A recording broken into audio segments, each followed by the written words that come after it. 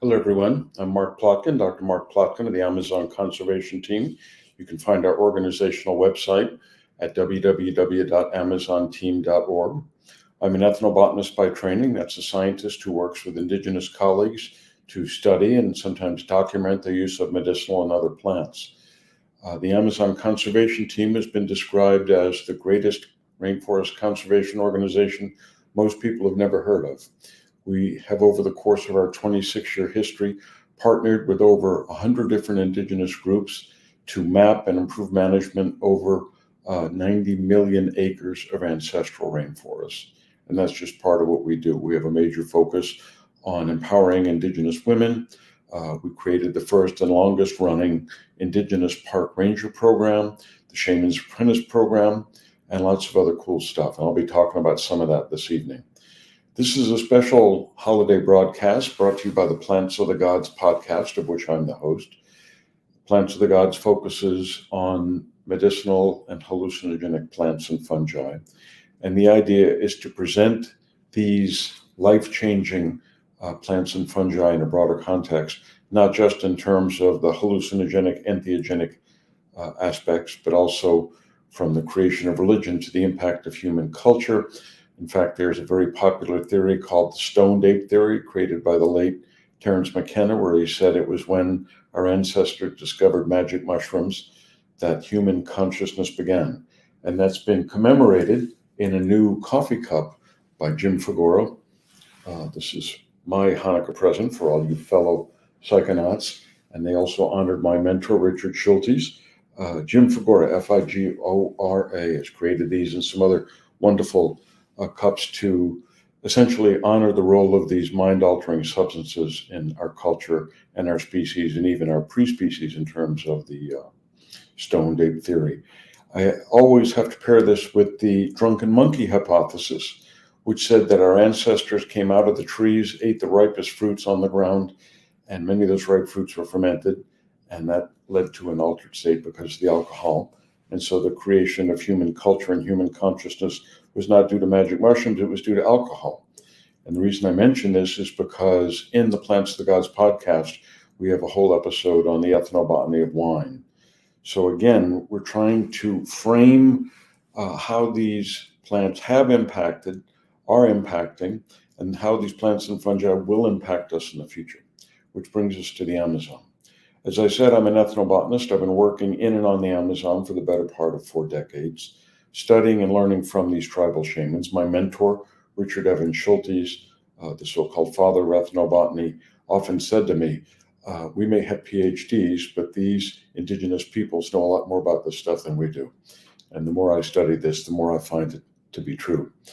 Now, one of the things I like to start out with on these Facebook Live sessions is ask people where they're from, where they're calling in from. So please put that in the chat. It's useful for us to understand our demographics. And we have so many listeners that tend to tune in from Colombia and Mexico that I promise that the upcoming season will have a special episode on the mind-altering substances of Colombia and Mexico. I had the honor of visiting Oaxaca in southern Mexico, which is where Richard Schultes first discovered. And when ethnobotanists say discovered, they always say discovered, because we don't really discover anything. It's our indigenous mentors, colleagues, and guides who introduce us to these things. Schultes discovered magic mushrooms in Oaxaca in 1936, and that led to the psychedelic renaissance, which we're all a part of, that led to the discovery of psilocybin, which my beloved colleague Paul Stamets refers to as the Einstein molecule book is being found useful for so many different things. As most of us know, hallucinogens are now revolutionizing the treatment of supposedly incurable diseases like PTSD, schizophrenia, obesity, insomnia, and through the magic of microdosing. And a colleague of mine at the LSU Medical School in my hometown in New Orleans, we're finding out that tiny doses of hallucinogens don't make you hallucinate, but they can have other therapeutic aspects as well. This is Charlie Nichols working on new treatments for asthma using microdoses of hallucinogens. So the panorama keeps widening. I want to focus tonight particularly on the Amazon because that's my area of specialty. And as I said, I've been working in and on it for a long time. And the more I learn about, the less I know. Once again, the indigenous peoples are my best teachers. Anybody who's had the privilege of trekking down a jungle trail behind an indigenous shaman, or in some cases even a peasant healer, has realized how much more these people know about these ecosystems than we do. This is not to say that indigenous peoples know everything, that they have all the answers. They don't. But it's that marriage of 21st century technology and indigenous wisdom, which I think is the best hope for protecting the Amazon and many other, if not most, of the ecosystems of the world. 20 years ago, the chief of the Trio tribe in the Northeast Amazon asked the Amazon Conservation Team for help mapping its land, which we gave him, but it wasn't in the form he wanted. He wanted us to map his lands. We said, no, we're not going to map your lands. We're going to teach you to map your lands. And through the work of people like Brian Hetler, our ace cartographer here at the Amazon Conservation Team, we've been able to partner with over 100 different indigenous groups to help them map their lands. And what we say is the way to protect the Amazon is map, manage, protect. In other words, you don't know what you got unless you map it. And I could spend an hour on this. Once you map it, well, that's an incipient management plan, not a management plan. We then turn into a management plan. What are the borders? Do you put signs at the borders? Do you put guards at the borders?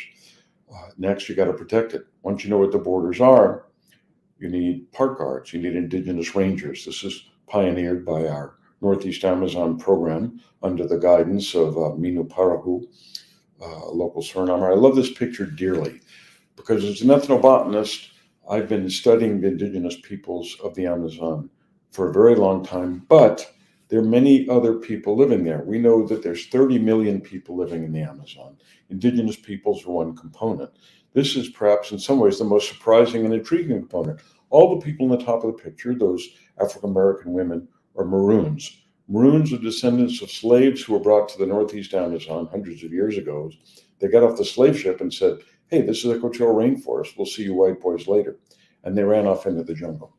So you have Afro-American populations much closer linked to the original African diaspora than African Americans and most of the rest of the Western Hemisphere. And if we go back to that picture again, on the left you see Minu, our program director in the Northeast Amazon. And Minu is a descendant of Hindustani immigrants to South America, brought over as contract laborers when Suriname was still Dutch Guiana. So here you are in the middle of the Amazon with a woman descended from Indians, Hindustanis, teaching women descended from Africans how to save the Amazon forest. This kind of sums up the Amazon and the Amazon Conservation Team in one piece. And something else I want to point out about this, and this is something that's often given short shrift, that when we talk about how to save the Amazon, part of that is empowering local women, particularly tribal women. These are not Indians, obviously. They are Maroons, but they are part of a tribal society. And when we set out to map, I'm a guy, I started working with the guys in the tribe, and we thought we'd made the best map possible. Wrong. These are Ipeng from the Brazilian Xingu in the Southeast Amazon. There's a wonderful new book on the Xingu, Xingu, by my buddy John Hemming, who's the greatest historian of Amazonia. Anyhow, what we found out was that the women hold a different landscape in their head. Let me say that again. The women hold a different landscape in their head. And here's why that's important. The men know the farthest reaches the territory because that's where they go to hunt. The women know the lands around the village and in the village because that's where they farm. So I don't want to oversimplify and say the men do all the hunting and the women do all the farming. But mostly that's true, at least in the tribes that I've had a chance to work with. And so by asking the women to make their maps and asking the men to make their maps, we end up with a more holistic approach, more detailed understanding of the ecosystem. And I got to tell you, when you work with shamanic cultures, they're also mapping the invisible world sometimes. For example, we're doing a map in the Xingu with a shaman of the Kamayura tribe, and they're making the map. And I said, "Oh, what's this thing on the legend here?" He says, "Well, that's a two-headed black jaguar." And I said, "A two-headed black jaguar?" He goes, "Yeah, it's invisible." And I said, "It's invisible? How, so have you ever seen it?" He says, "No, stupid, it's invisible." I said, "What does this mean?" He said, "Well, they're sacred and they live in the headwaters, so you can't go there." Well, this is actually a very sophisticated ecological principle. You shouldn't be mucking around in the headwaters. That's where the forest and the river begins. So we're hearing a lot of talk about headwaters in the Amazon. The headwaters of the Amazon are in the Peruvian Andes. When was this figured out? Samuel Fritz, in the late 1600s, this is a great story, it's covered in my book, Amazon. Samuel Fritz, a Czech missionary, was sent to the Amazon to missionize the indigenous peoples, which is awful and almost always has a long-term negative result on the culture. But he was also a cartographer, and he was the one who figured that the Amazon was coming out of the Peruvian Andes. The headwaters are the farthest reaches from the mouth of a river. So the mouth of the Amazon is in Brazil, which is in the Atlantic. And just a note to give you a sense of scale, the mouth of the Amazon in the wet season is 325 miles wide. Now, I grew up on the mouth of Mississippi. I'm from New Orleans. 325 miles is bigger than the distance from Washington to New York. That's the mouth of the river. And the headwaters, which are the furthest point from where the river empties into the ocean, are straight west across Brazil, and then it takes a southward turn into Peru. So the headwaters of the Amazon are in Peru. The headwaters were discovered, the ultimate source was discovered by my late colleague Lauren McIntyre, who was a great photojournalist for National Geographic. Many of the iconic images of indigenous peoples in traditional dress that I grew up with in the latter half of the 20th century were taken by Lauren. And Lauren went to find the absolute headwater of the Amazon, the source lake, which he found way up in the Peruvian Andes. And it's now known as Laguna McIntyre in his honor. If you make it up there, which very few people have, there's a plaque the Peruvians put up there honoring Lauren's discovery of the lake. And why do I say discovery? Because subsequent expeditions found Inca mummies there. So clearly the indigenous peoples got there first, as we find time and time and time again of the important discoveries from the Amazon. And I don't know if everybody's seen it, I'm sure some of you have, that recent reports of analyses of these Inca mummies have found them full of ayahuasca. Okay, remember that ayahuasca is the sacred hallucinogen of the Amazon, native to the Northwest Amazon. A colleague of mine at Harvard is now using genomics to try and figure out where the actual wild ayahuasca came from. I happen to believe that the beginning of ayahuasca culture was in the Sibundoy Valley of Colombia, and let me tell you why that's so. The lowest point between the Pacific and the Amazon, that is the easiest way to cross the mountains, is right by the Sibundoy Valley. So if you're coming from the Pacific across the Andes to the Amazon, you're going through the Sibundoy Valley. And that's where Schultes first encountered, or should I say discovered, ayahuasca in 1941. This is recounted in great detail in Wade Davis's book, One River. It's also recounted in our Schulte storybook map on the Amazon Conservation Team website, amazonteam.org. Please check that out. And I'm reminding everyone, I know some people have signed on later. Let us know where you're calling in from, where you're signing in from, so we have a better sense of who's tuning in. And also, I want to make this an interactive session. I'm not here to lecture. I'm here to talk and listen and answer questions or ask questions. So I know we have a number of people who've sent in questions. So I'm going to ask my podcast wingman, Antonio, who works in the Xingu, to share a question or two with us. Hi, Mark. Thank you. And thank you, everyone, for joining us. I did have a question. Here we go. There are a bunch of organizations that work in protection of the rainforest, and particularly the Amazon. But you were talking about ACT, the Amazon Conservation Team. And what would you say makes ACT so different from the others? Yeah, that's easy to answer because we were set up to be different.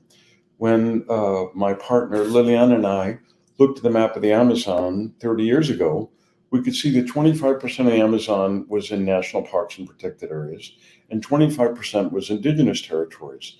So you had groups like the World Wildlife Fund, where I work, and Nature Conservancy, where she worked, focusing on protected areas, setting new ones up, and protecting the ones that existed.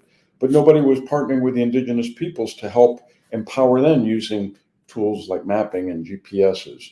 So we specifically established the Amazon Conservation Team to do what we call biocultural conservation, to work in partnership with indigenous peoples to protect the rainforest and the rivers, and to help these people protect their own culture from the outside forces that were pushing in from all sides.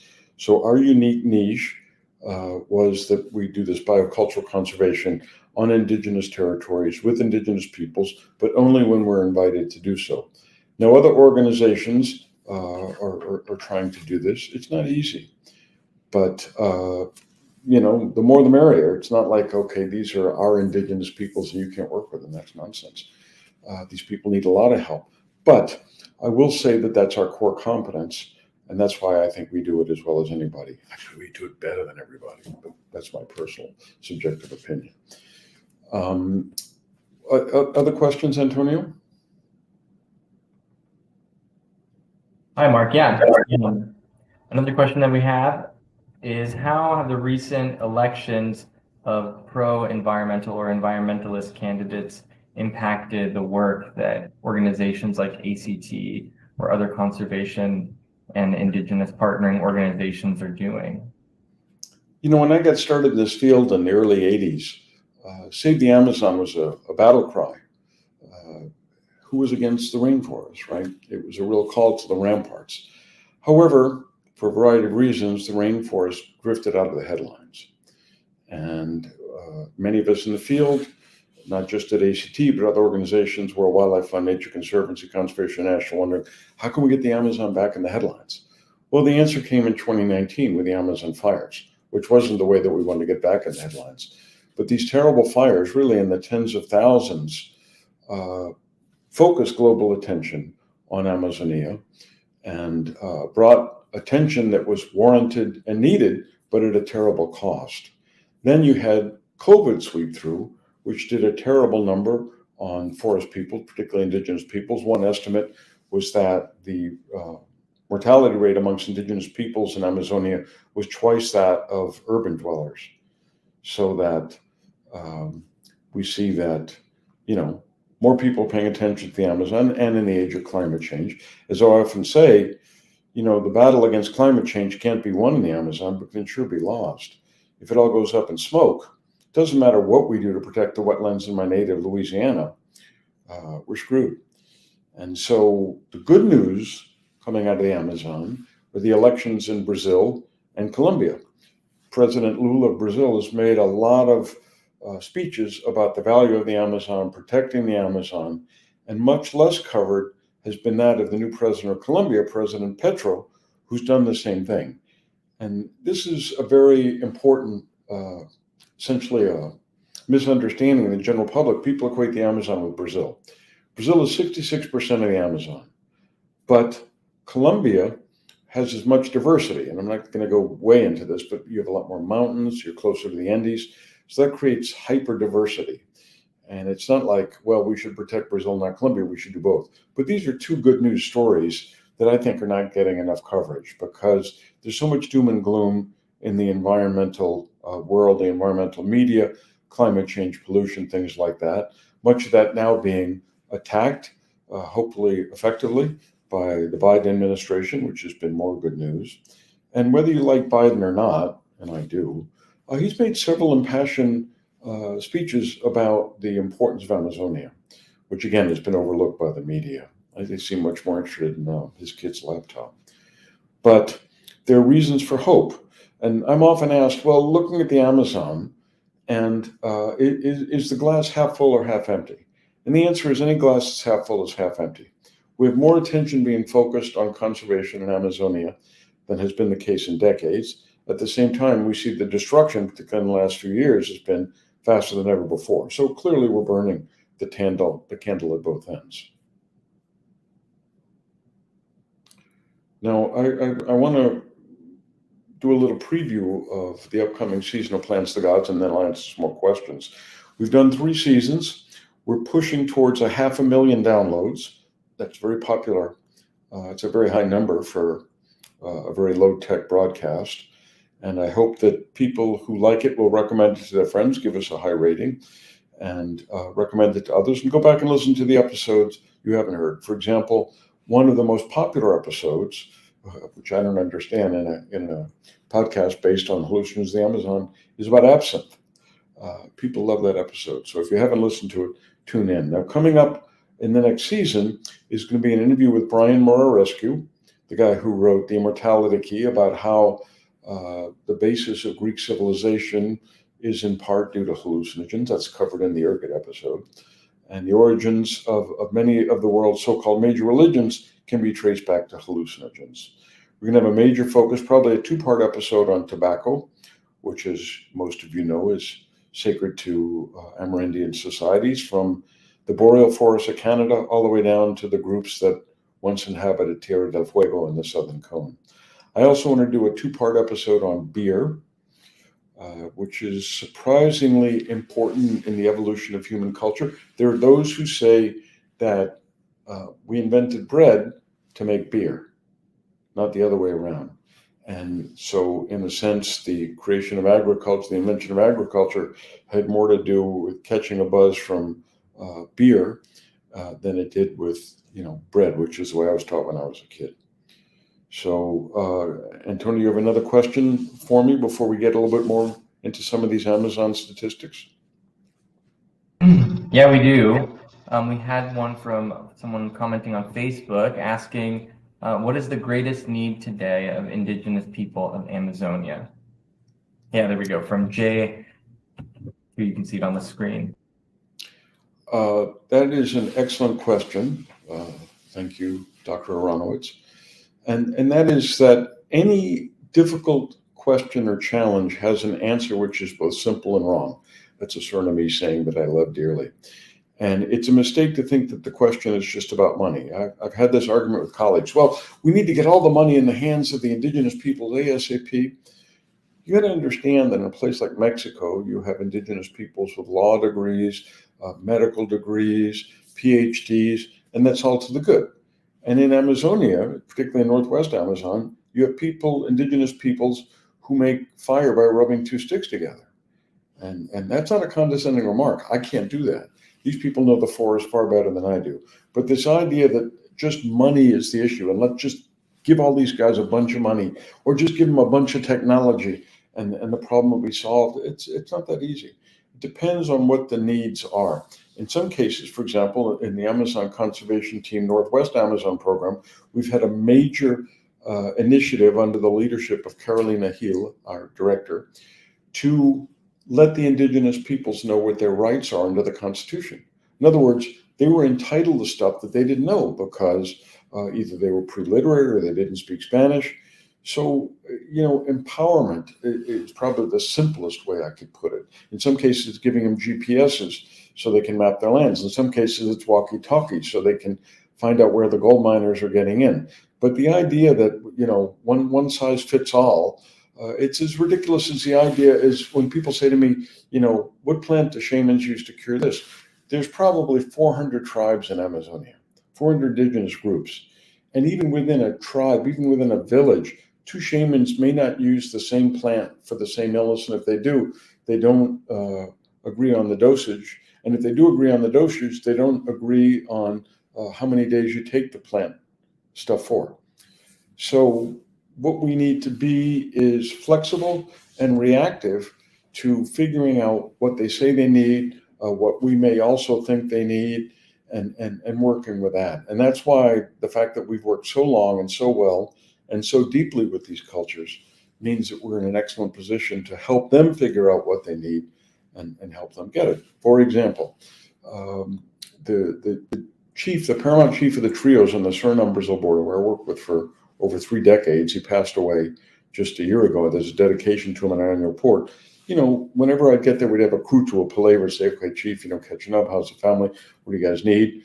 And they had a terrible rainstorm, and he thought they needed a new and bigger church. And I said, ask the Pope. He's got more money than we do, and that's not what we're here to help with. So again, the point being that we want to help. We, as a small environmental organization, can't do everything. The needs are so great, but it has to be based on an individual basis, on what they need and what we see the threats are. So, Antonio? Mark, yes, we have another one here. We have one from Wes. Yep. How and what technology is being used for preservation? Good question, Wes. Thank you for asking that. I think the fundamental technology of greatest importance is GPS units, because we can now map down to the single tree. This has to be used both with the ground truthing that the indigenous peoples do once they've been trained, and also with aerial photography. So you have the eye in the sky and the feet in the mud. It's not either or. And that also, there's an issue about technology which a lot of people don't understand, particularly in Silicon Valley. They think, we just need to get these guys all the technology. Well, one of the shamans in the Colombian Amazon complained to me one time, we give these kids all these technology tools, and then they need money to get the cards to fuel these things. And we've actually had kids move to the city just because they couldn't earn enough of a living to buy SIM cards. So the technology can have a downside as well. So by introducing the GPS and the assorted stuff, cell phones and things, where they go around and record grandmother and grandfather talking about why they call this waterfall by such and such a name, and here was this great battle, and then filming some of the plants and creating a video archive. This is being done by them for them, not by us, for the outside world, is a way to introduce technology as a means to help protect the culture and the forest, rather than undercutting it, which is what happens when the white man or white woman shows up and just hands out all this technology and basically leaves them with the idea that we know all the answers and we have all the magic and everything we know is right and true, which obviously is not the case. It's a good question. Now, I want to talk a little bit about the biodiversity of the Amazon, because I don't want to give that such short shrift. I fell in love with the Amazon in 1978, and I'm still falling in love with it. So let me read just a paragraph or two from my book about fish diversity in the Amazon to show you that no matter how much we talk about the nuts and bolts of protecting it, why it's just so endlessly wonderful and fascinating. This focuses on fish diversity. The rivers of Amazonia contain the ichthyological equivalent of the Mos Eisley Cantina in the Star Wars universe, a collection of bizarre and improbable creatures that sometimes defy belief. There are fish that spend most of their lives standing on their head, and others that stand mostly on their tail. There are fish that eat people, fish that impale people, fish that shock people, and fish that invade people. That's the dreaded kangaroo. The Amazon harbors some of the world's largest freshwater fish, some of the smallest, that's from 14 feet to less than an inch, some of the most beautiful, and some of the ugliest. That's the sucker catfish we see in our aquaria. This ecosystem is home to hundreds of species of catfish, most of which have whiskers, as well as 8 species of dogfish, all of which possess large canines. The Amazon is home to fish that talk, fish that walk, fish with bony tongues, fish shaped like banjos, fish with giant human-like molars, and fish that swim backwards. There are not only carnivorous piranhas, one species hunts in packs that can strip an ox in minutes, but vegetarian ones as well as fish that eat fish, fish that eat fruits, fish that eat seeds, fish that eat fins, fish that eat snails, fish that eat tails, and fish that eat snails. Dr. Seuss couldn't have done it better.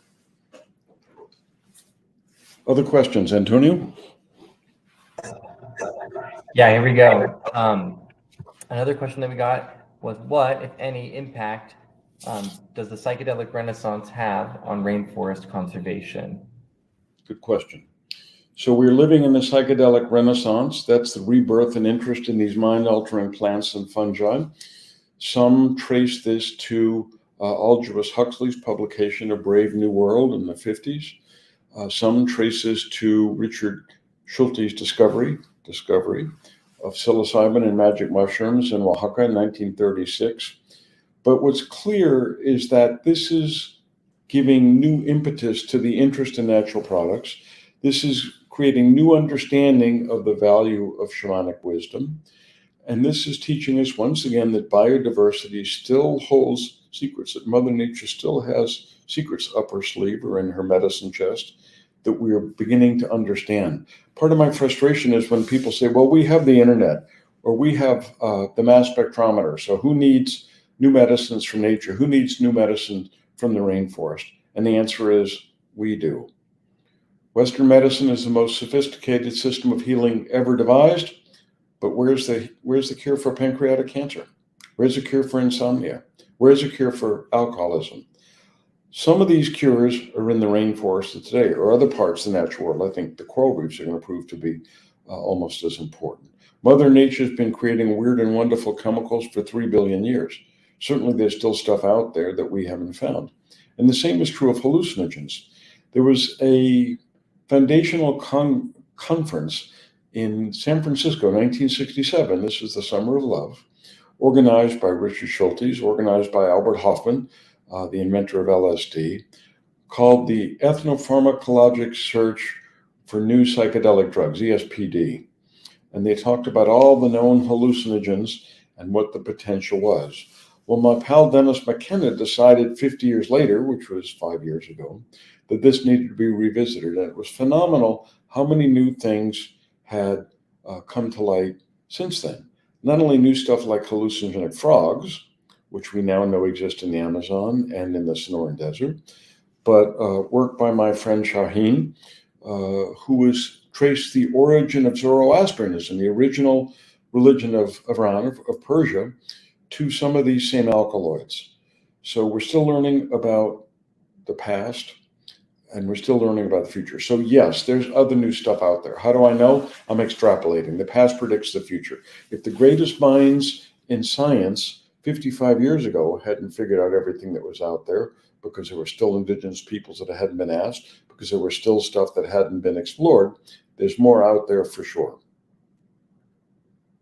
Thank you, Mark. There was a part 2 to this question. For individuals who are interested in ayahuasca, is there any way they can ethically partake or best give back to the Yahe cultures? Well, I find it a bit frustrating in the middle of the psychedelic renaissance that people are discovering these things and talking about they're now one with nature, they understand the oneness of all things, but they don't seem very interested in giving back to the cultures of the forests or the plants, the fungi that gave them these insights. So there's no easy way that you can just help these people or help these plants. But I would say that step one is to think, okay, how can I give back? What can I do? Certainly one of the ways to do is support an environmental organization like, the Amazon Conservation Team. It is the holiday season. If you have gifts to give and you don't give, make a donation in somebody's honor. We'll acknowledge it. But really, you want to focus on groups that are working in partnership with indigenous peoples or working to propagate or protect these plants and fungi or the forests in which they occur. And so this is, once again, a difficult question that doesn't have an easy answer. And when we talk about protect the Amazon, there's a little bit of a rough analogy I like to use here. It's kind of like peace in the Middle East in the sense that we know the broad outlines of how things might be settled, but the devil is in the details. It's not easy. If it was easy, it would have been done. And just to give a list of threats to the Amazon, and this is by no means a complete list. What's threatening the Amazon? What's destroying the Amazon? Cattle, dams, gold, large agriculture, small-scale agriculture, logging, climate change, deforestation, oil and gas, overhunting, and the very negative influence of China. I know in Suriname, where I do most of my work, the jaguars are being decimated because the Chinese are exporting their teeth because they can't get enough tiger teeth. There's nothing medicinal in jaguar teeth. They're just bones. It's just calcium. And when you destroy the jaguars, you're destroying the tropic predator, which upsets the whole ecosystem. So what's destroying the Amazon? What's destroying ecosystems around the world? Very simply, stupidity and greed, the human condition. So we have never had more information at our fingertips. Like I said, we can map down to a single tree. When we started mapping from the year, when we began mapping 20 years ago, which began in Suriname and spread to many other Amazonian countries, a single pixel, a single aerial photo, the smallest we get was about 2 meters, about 6 feet. Now, last time I checked, it was less than an inch, and that's going to continue to decline. Bill Lawrence, who writes very thoughtfully about development and destruction in the tropics, and particularly in Amazonia, said, why are we building roads in the wrong places? Okay, if we're going to build roads, let's do it in ways with minimal impact. We have the information. Why are people still building dams? Dams are methane factories. Dams are like pumps to create climate change, and they're still being built. So we need to think more long-term. We also need to think in ways where it's not about the benefit of giant corporations. Let me tell you a story. I had to sit down with the environmental minister of Brazil, who since resigned in disgrace under the previous administration. This was organized by Tom Lovejoy, my dear mentor, who passed away last year. And I said to the minister, and there were other environmental people around the table, I said, so we all want the same thing here. We all want a thriving Brazil. We want a thriving economy. But destroying the Amazon, I think all of the rest of us at the table can agree, is not in your long-term interest. And he said, well, we need jobs. And I said, really? Because I just came back from the soy fields in Mato Grosso, which is a Brazilian state, and it's all mechanized. Okay, that's not jobs. There's less jobs there than there was a forest. I said, no, I'm not blaming Brazil. Mechanized agriculture is the capitalist system. I mean, that was invented in my country. Okay. But the idea that you have to destroy the environment to create jobs is not a long-term solution. And if you want to put money in the pockets of the poorest people, whether it's the indigenous peoples or the peasants, campesinos, caboclos, or my indigenous colleagues you see here in Suriname, mega industry is not the way to do it. There's lots of ways to create work and generate income in the Amazon, but they're not going to wow the mega capitalists on Wall Street or Paris or London. We need a much softer long-term approach. Ecotourism. My wife, Liliana, is from Costa Rica, co-founder of the Amazon Conservation Team. And as she points out, the major source of foreign exchange in Costa Rica is ecotourism. And it's a wonderful country with a lot to see, but it ain't the Amazon. So this isn't arguing against Costa Rica. It's like if you've been to Costa Rica and you fell in love with it, you really need to see the Amazon. But you can't see the Amazon if it's all going to be cut down and turned into cheap soy for the Chinese or the Dutch or the Americans. Okay. A softer approach is needed. We need better use of degraded lands. We need better protection of the pristine thing. And just to finish up with the conversation with this environmental minister, I said, you know what? Brazil has long been the leader in South America in terms of conservation. And E.O. Wilson, I knew back in my Harvard days, the greatest biologist of the 20th century, said we need a 50-50 plan. 50% of the planet needs to be developed, 50% of the planet needs to be preserved. Well, guess what? Brazil's already done that. 50% of the Brazilian Amazon is protected nominally. 25% is in parks and other protected areas. 25% is indigenous lands. So you've done the hard work, you've created this, but keep bad development out of these areas, extractive industry and things like that. So this is what I mean when I say the answers are obvious in a broad sense. It's just the devil's in the details. No, definitely. Thank you, Mark. So one thing that we wanted to ask about before we got to wrapping up was about the Plants of the Gods podcast.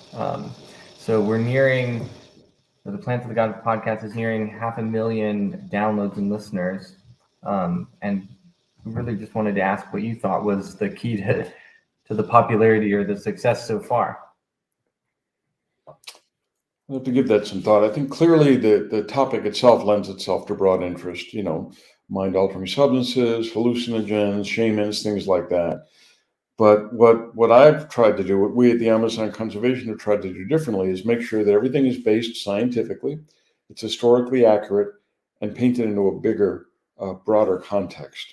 In other words, the effect of hallucinogens not only on our species, but on the creation of our species through the stone ape theory or the drunken monkey theory, and then to be able to weave it into weird and wonderful aspects like absinthe being the inspiration of the greatest painter of the 20th century, Picasso, and absinthe being the inspiration of the greatest novelist of the 20th century, Ernest Hemingway.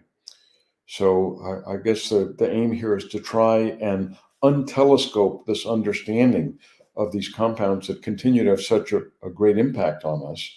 And, as a student of history, the past predicts the future. So if you look at the impact these things have had in the past, you can understand the potential for what they have in the future if we do it the right way. Also, I think the fact that I've taken a lot of these things, and I've taken a lot of these things, gives me a bit of a soapbox to stand on. And the fact that I was a student of Richard Schultes.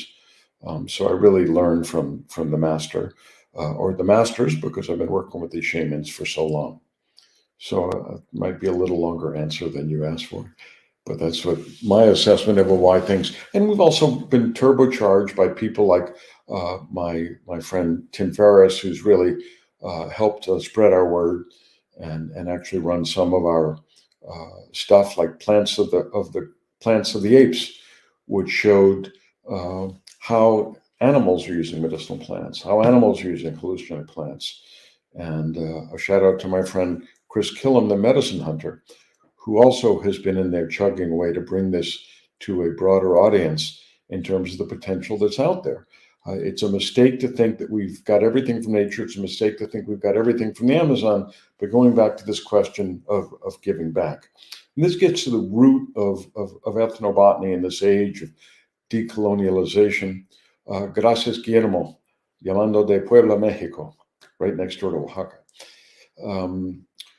That we need to think how to give back, how we can live softer on the land, how we can help people who need a helping hand, like the indigenous peoples or the Maroons. If I read one more interview with a billionaire who said he took ayahuasca and he now understands Bitcoin, I think I'll puke. And having taken a lot of ayahuasca, I prefer to do my purging in a ceremony, not by reading about billionaires who've taken this once and think they understand everything and are going to save the world. So I do want to, as we wind down, share some of these great statistics about the Amazon, because I can never get tired of sharing these. And for those of you who are interested more, my book, The Amazon, contains most of the information I shared tonight. And this is basically information that I used in the organization. The Amazon River and rainforest play an outsized role in the well-being of the world.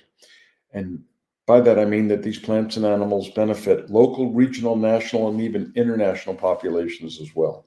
The most important and most immediate beneficiaries of these benefits of these plants and fungi is, of course, the local people.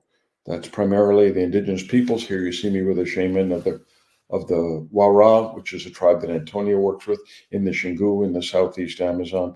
And one thing I want to call people's attention, when you look at the Amazon Conservation Team, when you look at our website, when you look at our annual report, look at the relationship between us and them, okay? See how this guy's smiling? Okay, it's about relationships. It's not about showing up and having the chief put on your organizational t-shirt and taking their picture and flying home to put it on your website. It's about really working in partnership. So that's the approach we try and take. Now, a study by the World Bank a couple of years ago said that 20% of household income in the Amazon comes from the Amazon forest and river. Now, remember, as I mentioned earlier, we estimate there's about 30 million people living in the Amazon. People of all stripes and colors, literally, indigenous peoples, Afro-American peoples. But if you did the average across the Amazon, 20% of all household income comes from nature. That could be timber, it could be medicine, that could be fish. So this idea that, everybody wants to live in an urban center and write the forest off, these people pay a real price when they don't have access to these resources. For example, let me share with the concept of faunal shadow, and I talk about this in the book. Faunal shadow is a term that biologists came up with to talk about how the impact of big cities are. For the biggest city in the Brazilian Amazon is Manaus, at the mouth of the Rio Negro, where it empties into the Amazon. Over 1 million people there, and they increasingly have a hard time finding fish because it's overfished. So even if you go some distance upriver and downriver from Manaus, it's hard to find big fish because it's been overfished. And that is first and foremost to feed the local inhabitants, but even for the tourist trade. People go to the Amazon, they want to eat fish. And these guys are having trouble getting good species because it's been overfished. The other thing as an ethnobotanist I want to point out is that the medicines of the rainforest have barely been tapped. In the past, species like jaburandi, which is what they used to use to dilate your pupil when you went to the optometrist, curare, which was the original abdominal muscle relaxant surgery, have been replaced by synthetics. But so what? We need other medicines. With an aging population, we need new anticoagulants to ward off strokes, to treat people who have blood clots. And there's lots of anticoagulants in the Amazon. Vampire bats bite you and you bleed like a stuck pig because they have anticoagulants in their saliva. Okay. The Amazon leech, which is 18 inches long, everything's big in Amazon, yeah, has a unique anticoagulant in its saliva. And when I get in arguments with creationists, I spent a fair amount of time in Oklahoma, I said, okay, if you think God created everything individually, why do you think she spent so much time giving every species of leech a different anticoagulant? That tends to rock some people back on their heels. At the same time, I want to point out that when the Endangered Species Act was being threatened under Newt Gingrich, evangelicals came to Washington and campaigned for the protection of this because they said, species, God created them, we protect them. So in the environmental field, you need to be ready to partner with all sorts of people, whether they're indigenous shamans, whether they're atheists, or whether they're true believers, like some of these evangelical folks. Why not build bridges to different segments of the population? We all need clean air. We all need clean water. We all need new medicines. Antonio, you have another question? We have another one in from a couple of people, but just asking about the next season of Plants of the Gods. What can we expect? And, whatever you have to say in response to that, we also have a little video clip as well. Well, as I mentioned earlier, we want to have a major focus on tobacco and on, tobacco and beer, because they're foundational plants of the gods.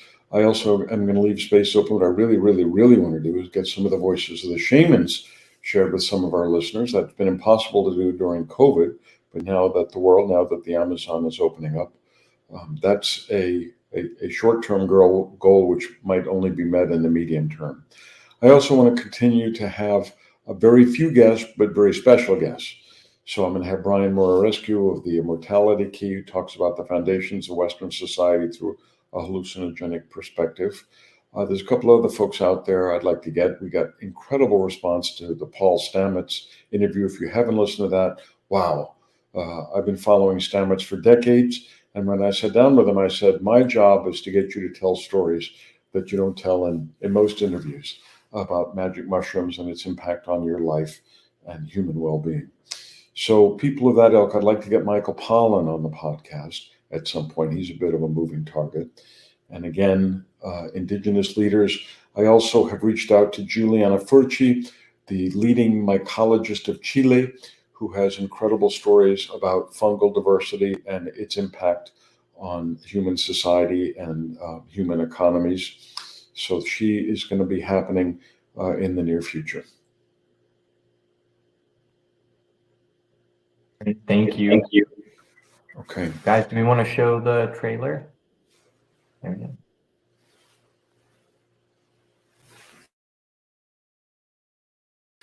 ancient wine is very, very different from the wine we drink today.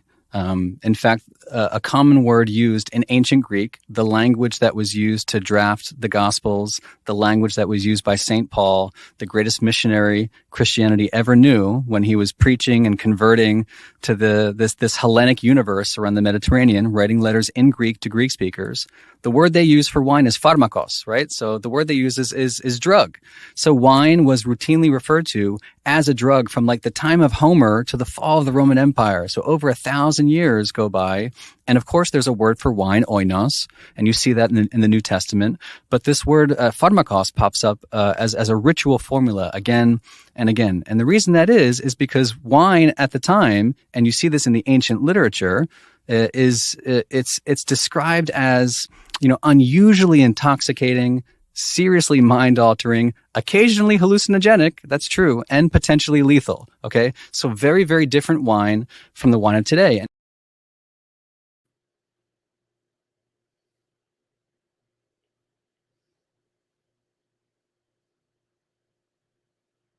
Thank you. So I want to sum up by saying how to save the Amazon, since I don't want to be accused of bait and switch. And once again, how to save the Amazon is very clear and very simple. It's just the implementation that's so difficult.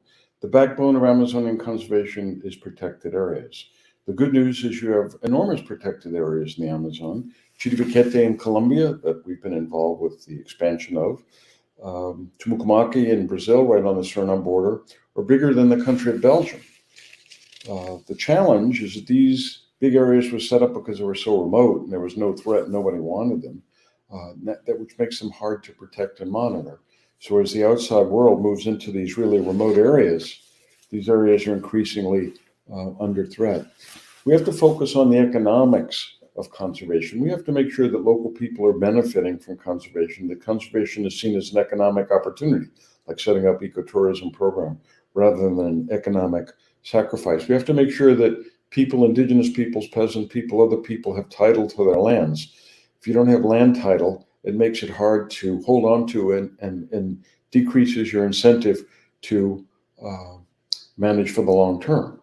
Another thing is better understanding of local species. For example, the Amazon Conservation Team Northwest program has pioneered the use of the cacao plant that was first championed by my mentor Schultes and the Colombian botanist Garcia Barriga. This is a plant of the Euphorbiaceae, the rubber family, which grows well in degraded areas and produces an oil that is so high quality the cosmetic industry is going crazy over. So this is a great way to use these degraded lands, bring back these degraded lands. We need to have much more of a focus on tree agriculture, in other words, agroforestry, not cutting down the rainforest and replacing it with cassava or other crops, but trees which hold the soil in place. And there's many other promising species, promising to us, the indigenous peoples, know them and rely on them, and we need to listen to them. And then we also need to find ways to improve ecotourism. The Amazon is not set up for mass ecotourism. That's not the way to go. That's not the way to see it. But high-end, low impact that puts money in the pockets of the indigenous peoples and the peasant peoples, and not ginormous tourism outfits that are headquartered in Washington or London or Paris.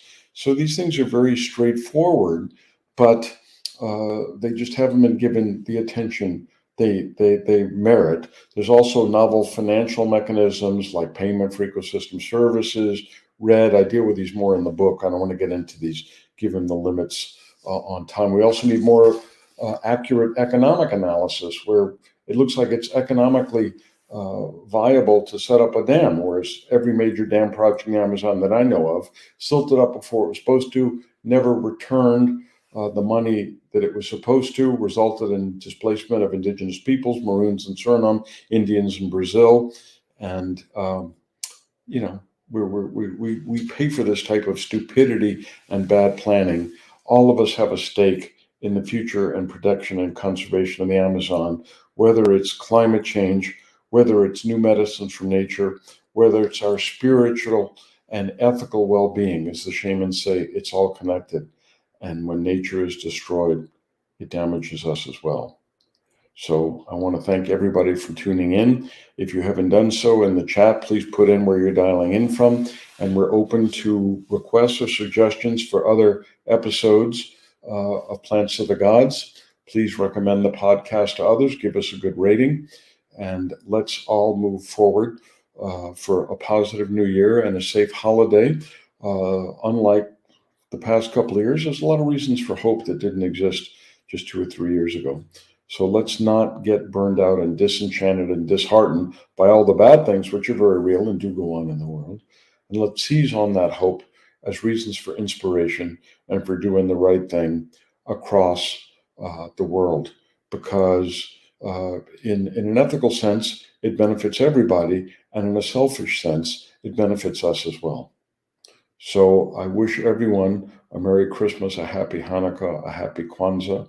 And if I have overlooked any tribal holidays, I'm sure I'll hear from some of my colleagues in the chat afterwards. A special shout out to our Taino colleagues for letting us know that the Tainos do thrive in certain parts of the Caribbean, and we wish them well. And we appreciate us updating us on their progress in terms of cultural preservation. Like I said before, we're all in this together. So thanks to everyone, and we'll hope to see you next time. Good evening.